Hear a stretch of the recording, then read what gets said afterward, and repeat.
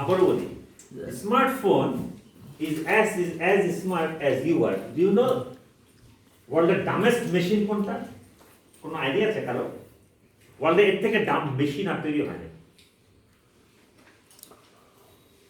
IPhone. হ্যাঁ, anyone? IPhone. IPhone, computer. Super. No, normal computer. You know why it is the dumbest machine on earth? Because সে একা একা কিছু করতে পারে না। তাকে সব কিছু করাইতে হয়, তাকে আমি ডিসাইড করি সে কি করবে। আর কোনো মেশিন কিন্তু সেরকম না, ঠিক আছে? ধরেন বাকি সব মেশিন নিজে নিজে অনেক কিছু করে ফেলতে পারে, তার একটা ডিফাইন্ড আউটপুট আছে। কম্পিউটার তার কিছু নাই।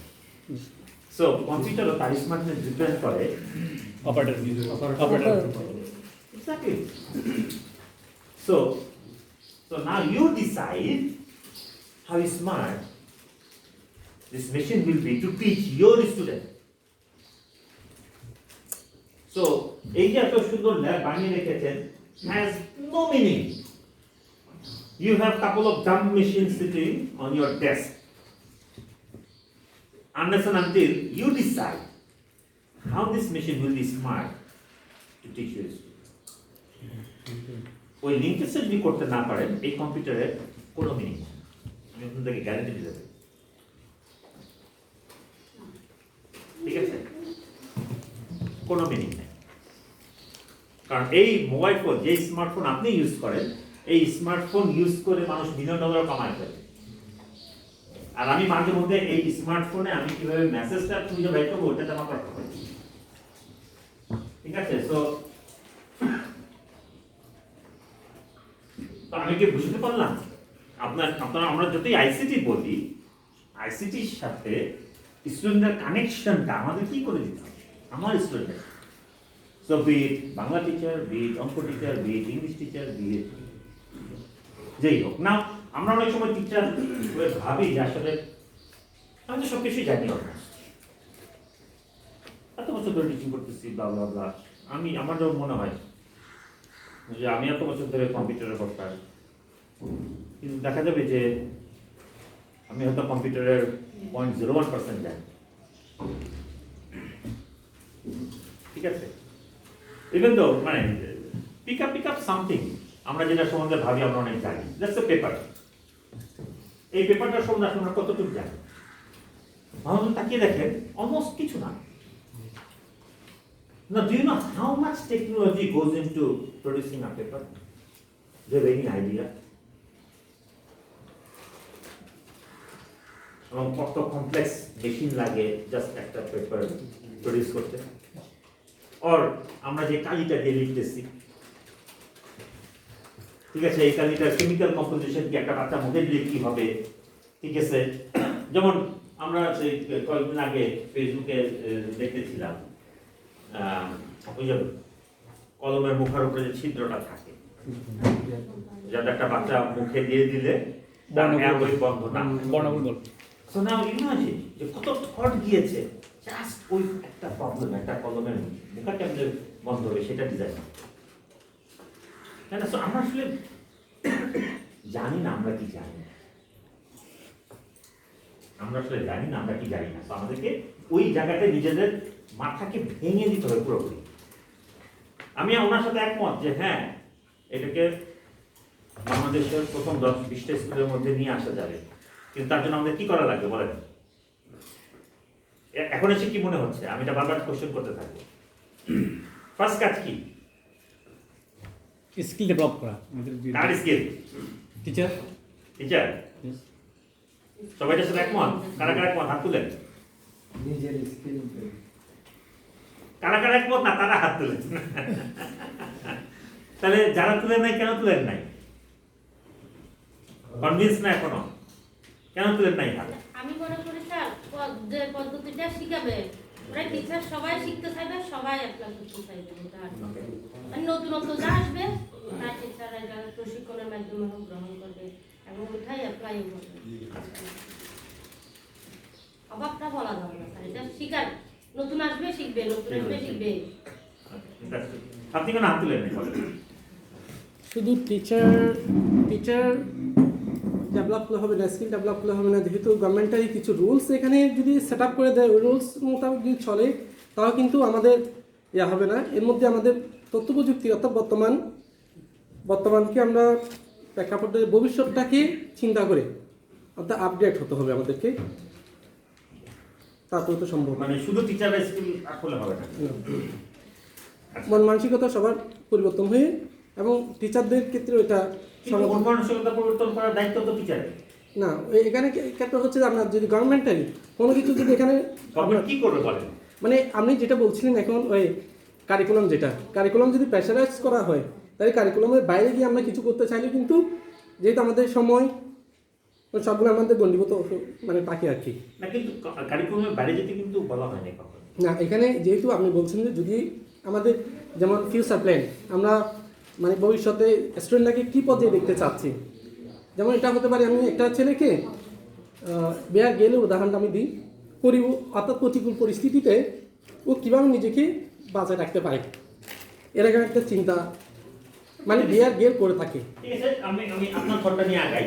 সো একটা কারিকুলাম আমি একটা বাচ্চাকে দিব, এই বাচ্চাটাকে A+ পাইতে হইলে তার কি কষ্ট করা লাগবে, আর B+ পাইতে হলে কি কষ্ট করবে?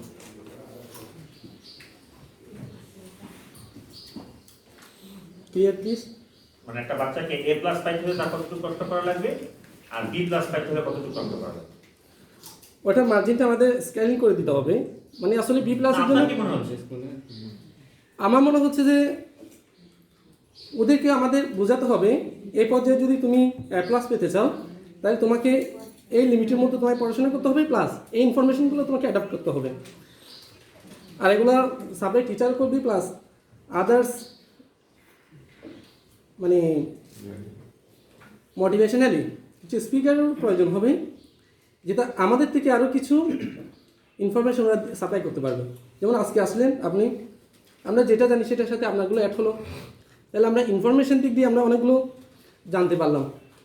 ফিউচারে কীভাবে আমরা করতে পারবো, মানে কীভাবে আমরা সামনের দিকে এগিয়ে যেতে পারবো।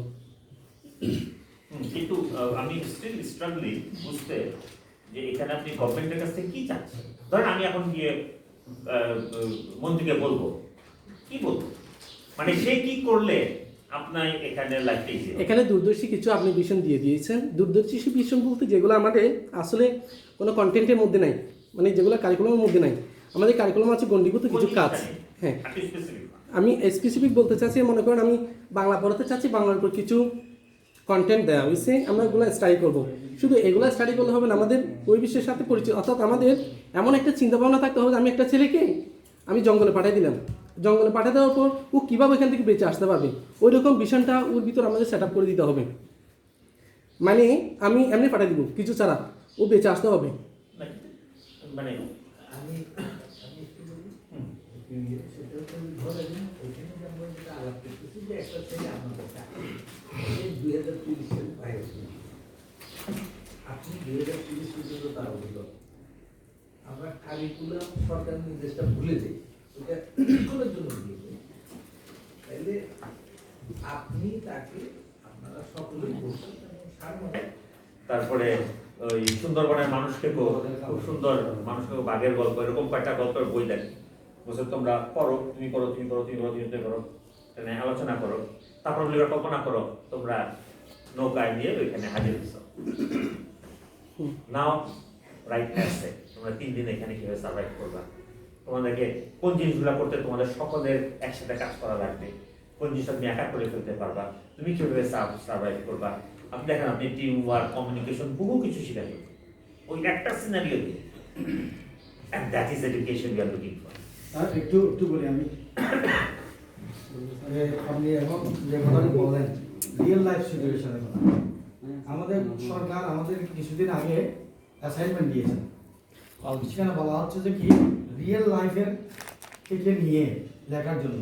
যেমন আমার এখানে ইংলিশ দিল যে হাউ টু মেক ফিল্মি, এখন বলছে যে you ask your mother how to make it, তাহলে ফিল্মিটা কীভাবে তৈরি করতে হয় মার কাছ থেকে আমি জানলাম, আমি এটা খাতায় লিখলাম, আবার এটা আমি মূল্যায়ন করলাম, এটা কিছুদিন আগের কথা, এখন শেষ হয়ে গেছে। জাস্ট এভাবে রিয়েল লাইফ সিচুয়েশনের সাথে মানে আমাকে কী করতে হবে, Fantastic. So পরিস্থিতি this- এটার উপরে ভিত্তি করে আমাদের ফ্যান্টাস্টিক।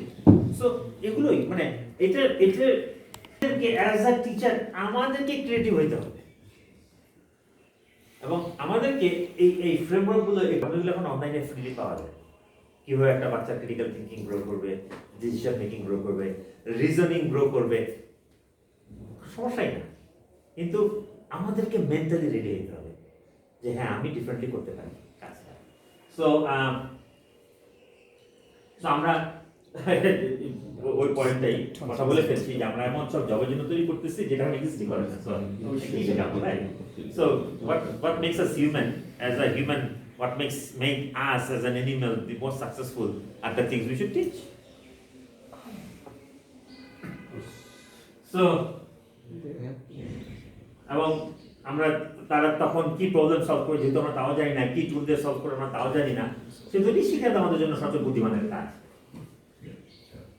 সো আমি জাস্ট একটা উদাহরণ দিই। এখন এরকম টেকনিক চলে এসেছে যে আপনি 15 মিনিটটা বই পড়ে ফেলতে পারেন। না ইমাজিন, আমি এক্সাম্পল এভাবে এই কারণে নিয়ে এসেছি সামনে যে আমাদের বাচ্চারা learns faster than our generation. এবং দেখা যাবে যে এখন যে বাচ্চা জন্মগ্রহণ করতেছে সে আমারই বাচ্চা থেকেও ফাস্টার শিখতেছে, তাই না? এবং ওর শেখার ক্ষমতা আরো অনেক বেশি। Now as a teacher we need to find out how can I tap into that capability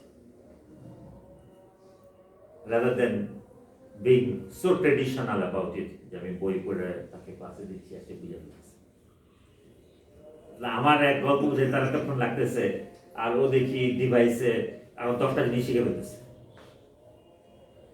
ঠিক আছে, তারপর আমরা কি বলি যে মনোযোগ নাই। আসলে তো মনোযোগ নাই, এটা সত্য না। আমরা তো মনোযোগটাকে ট্যাপ করতে পারি না, তার মনোযোগটাকে ঠিক মতন গাইড করতে পারি।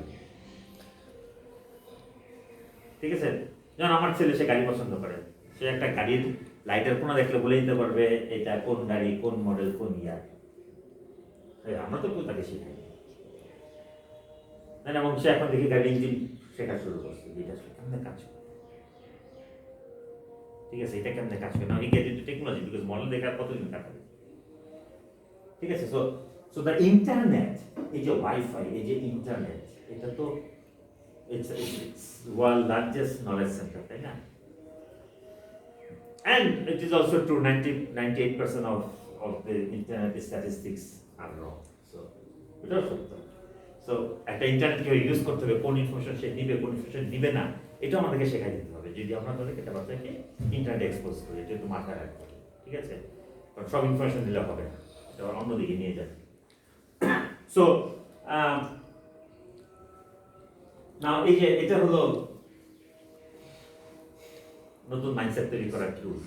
ঠিক আছে, কিন্তু calculate, knowledge, character and skill, তিনটে জিনিস। সেই যে ক্যালকুলেট আপনি যেটাই বলছেন যে তার ক্যারেক্টারটা কিরকম হয়, দ্যাট মিনস তার ভালো হবে না খারাপ হবে, আমরা ভালো খারাপ যেভাবে ডিফারেন্সিয়েট করি। ঠিক আছে, তাকে আমরা কি নলেজ দিচ্ছি, বইয়ের মধ্যে যেই ইনসাইটগুলো আছে, যেই নলেজগুলো আছে সেটা কি দিচ্ছি, এবং তাকে তার কি স্কিলটা দিচ্ছি। আমরা কি আসলে এইভাবে ডিফারেন্সিয়েট করতে পারি? আমরা বেশিরভাগই তো আসলে পারি না। আমি যেটা পড়াচ্ছি এটা দিয়ে আসলে সে কি স্কিল ডেভেলপ করতেছে, কি নলেজটা সে পাচ্ছে, আর তার ক্যারেক্টারে কি চেঞ্জটা করছে, এটা আমাদেরকে ক্লিয়ারলি দেখতে পারতাম। আমরা যখন লেসন প্ল্যান ডিজাইন করতেছি, আমরা যখন কন্টেন্ট দিচ্ছি তাকে, আমরা যখন ডেলিভার করতেছি। ঠিক আছে, সো বাট এটা কোনো বিষয় না। না স্কিলের ক্ষেত্রে ওই যে 4C, creativity, critical thinking, communication and collaboration, ওই যে 4C যেটা বলা হয়েছে স্কিলস।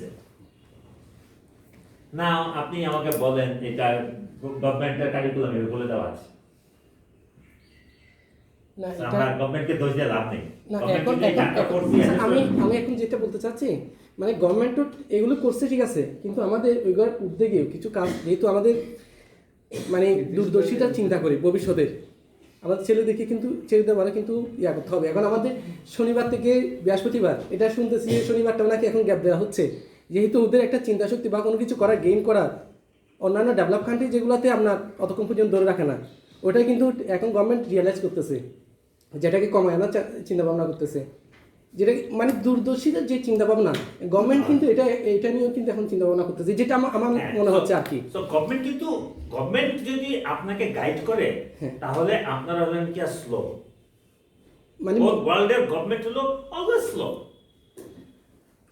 সো আপনি যদি মনে করেন যে government should guide you how you will teach and how you will bring up a future resources, তাহলে আপনি স্লো। আসলে আপনি স্লো, কারণ হোল ওয়ার্ল্ড এটাই government is always slow, government সব করে রিঅ্যাক্ট করে। আপনি ধরেন কথা এই যে মাইক্রোসফট এটা কি গভর্নমেন্ট করছে, ইন্টারনেট কি গভর্নমেন্ট করছে, আপনি যে সকল সফটওয়্যার ব্যবহার করেন একটাও গভর্নমেন্ট করে না। এগুলো আসলে মানে প্রেক্ষাপট কালের পরিবর্তন, এগুলো চেঞ্জ না না না আমি যেটা বলতেছি মুক্ত মনে কাজ করতে দিতে হবে, যেটা বাইরের দেশে করে মুক্ত মনে কাজ করতে দিলে মানুষের চিন্তা শক্তি বিকাশ করতে। যেমন ওই এখানে আমাদের গন্ডিভূত যে সিলেবাসটা ইয়া করতে যে ওইটারও প্রেসারাইজ করতে করতে আমাদের ওইটাকে মানে ইয়া করতে করতে যদি আমাদের বাইরে কোনো চিন্তা শক্তি আমাদের মধ্যে থাকে না আর কি। আচ্ছা, আমি আপনাদেরকে আমরা এটাকে বলি thinking out of the box. সবসময় রুল থাকবে, ঠিক আছে? এটা উদাহরণ দিই, ভেরি ইন্টারেস্টিং উদাহরণ। তো বাবা ছেলে থাকে, তাদের কোনো ভাই বোন মা নেই, তো ছেলে নষ্ট হয়ে গেছে, কিন্তু ছেলে বাবার প্রতি তার ডেডিকেশন আছে, কারণ বাবা কৃষি কাজ করে। তো ছেলে যেহেতু নষ্ট হয়ে গেছে, সেটা জেলে নিয়ে গেছে, সে জেলে আটকানো। তো বাবা দুঃখ করে ছেলে লিখছে যে এই উইন্টারে আমার আর টমেটো খাওয়া হবে না, কারণ আমার ওই নিংড়ায় দেওয়ার কেউ নাই, খেতটা খেয়াল করে নিংড়ায় দেওয়ার কেউ নাই। তো ছেলে আসলে তো কেউ নাই, তাদের জীবনে কি হবে, বাবা এবার টমেটো খাবে না, right? That's it the answer. তো ছেলে কি করছে? ছেলে জেলে বসে লিখছে যে চিঠি লিখছে বাবাকে চিঠি লিখছে। তো ওই যেহেতু জেলে বসা, জেলের চিঠি খুলে দেখে কি কমিউনিকেশন নিতেছে, তো ওইখানে লিখে দিছে যে বাবা তুমি ভুলেও তুমি টমেটো খাও না, ভুলেও ওই খ্যাতনিংড়াতে যাও না, কারণ আমি যত জিনিস চুরি করছি, ডাকাতি করছি, সব জিনিস আমি এখানে পুঁতা রাখছি, সব পুঁতা রাখছি। তো বলার পর পুলিশ গেছে, গিয়া একদম কর্ত খুইরা টুইরা পুরা বাগানে 12 বাজায় দিছে। তারপরে ছেলে আবার যেটা লিখছে, নিশ্চয়ই তোমার খ্যাত নিয়ে গেছে, তুমি কপি টমেটো গাছ বুঝতে পারো। So you see that the laws will be there, but it's your smartness. Thinking out of the box will solve the problem. এরকম একটা গল্প ছিল ক্লাস 7 এ ক্লাস 7 এ ইংলিশে একটা গল্প ছিল, হিডেন ট্রেজার একটা গল্প ছিল। হিডেন ট্রেজার, হ্যাঁ, Exactly. So this is an example. আমরা গল্প শুনা মজা পেতে পারি, বাট আমরা কি as a শিক্ষক এটা ধরে দিতে হবে, this is an example of thinking out of the box. শিখন ফল জিনিসটা যখন মনে হবে যে কোনো কিছুই আর হচ্ছে না, তখন চিন্তাটা নিয়ে আসা। এবং হয়ে গেছে যে ওয়ার্ল্ডের অনেক বড় বড় আবিষ্কার হয়েছে যখন মানুষের পিঠ দেয়ালে চলে গেছে,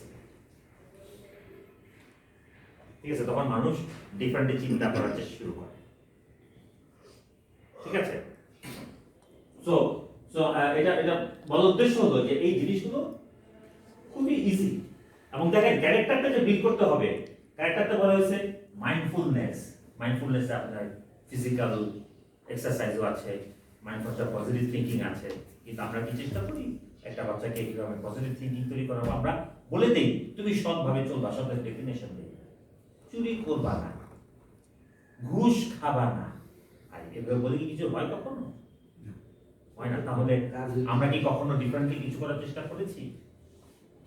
তাই না? সো এই কোশ্চেন আমাদেরকে জিজ্ঞেস করতে হবে, খুঁজে বের করতে হবে এটা কিভাবে করানো যায়। আপনি আচরণ ধর্ম পরে শিখাও, আমি করে দেখাতে হবে। নর্মালি করে দেখাতে হবে কোথায় জিনিস। ফর এক্সাম্পল, বাইরের দেশে বাচ্চাদেরকে একটা কাজ করানো হয়, প্রতিদিন সকালে টিচার এসে বলবে what are you grateful for today, একটা প্রশ্ন একদম রিলিজিয়াস জিজ্ঞেস করতে থাকবে। তো বাচ্চা